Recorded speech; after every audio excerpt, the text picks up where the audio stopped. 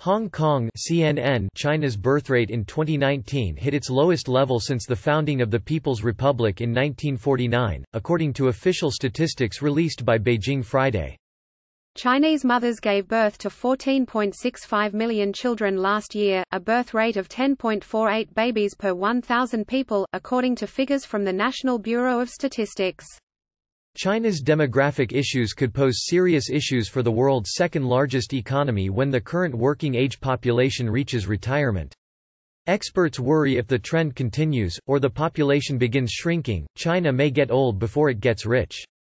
Demographers have long pointed to China's one-child policy as the culprit of the country's current population problems. For decades, couples in China were limited to only having a single child, unless they were willing to break the law or had the money to work around the system. Experts say the policy had dire effects on age demographics and sex ratio, as many poor, rural families who prized boys due to traditional cultural values went to extreme measures to ensure their child's sex. Read more. More than 250 million Chinese were over 60 years old last year, the statistics released Friday reveal. They make up more than 18% of the population. The figure is forecast to rise to a third of the population by 2050, or 480 million people.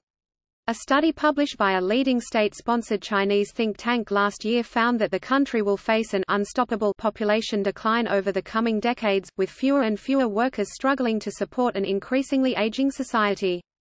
The ruling Communist Party has attempted to combat demographic issues by encouraging families to have more babies, but many middle-class families are wary to do so because of financial considerations. A survey conducted in 2017 found that more than 50% of families have no intention of having a second child, with many saying they believed it was too expensive. However, it's unclear how reliable the figures are, as Beijing has been accused of meddling with its statistics for political gain by Western governments and academics like Yi Fuxian, who studies Chinese demographics at the University of Wisconsin-Madison. Yi said in a statement that the numbers are likely overstated because they are heavily influenced by external factors. China's neighbors in Northeast Asia are dealing with similar demographic issues, graying populations that aren't having enough children to replace them.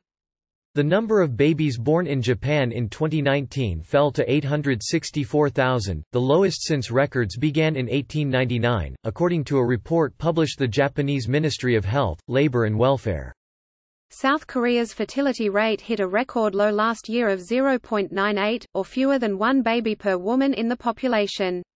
To maintain a stable population, countries need a fertility rate of 2, anything above that indicates population growth.